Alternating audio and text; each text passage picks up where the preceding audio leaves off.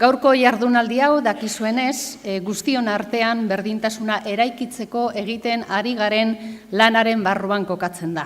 Askotan esaten dugu, berdintasuna lortzeko gizarte guztiaren ekarpena behar dela, bakoitzak gure aurrera egiteko.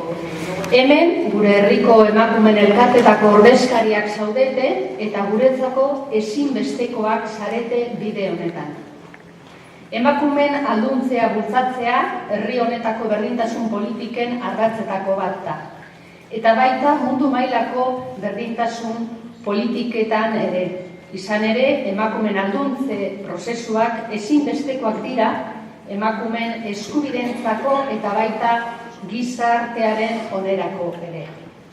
Gaurko jardunaldian bereziki begiratuko diogu alduntze pertsonalari. Norbanakoaren alduntzeari. Dakizuenez, alduntze prozesuak maila ezberdinak dituzte. Alduntze soziala, alduntze kolektiboa eta alduntze pertsonala. Eta azken honetan jarri nahi dugu indarra gaur. Alduntze pertsonalik gabe nekez lortu daitezkelako beste biak. Eta beste biak gabe ere, daitekelako praktikan alduntze pertsonala. Gaurko jarditzi eta esperientziak trukatzeko gunea da. Ez da, hau dugun bakarra.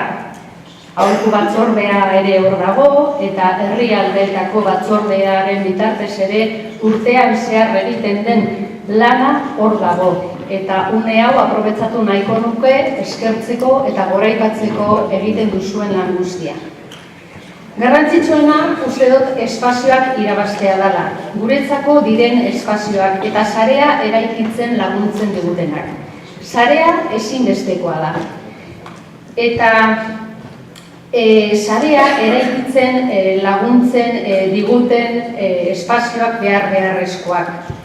Ezinbestekoak emakumeen ahotsa entzunarazteko eta emakumeen erabakiak errespetatuak izan daitezen.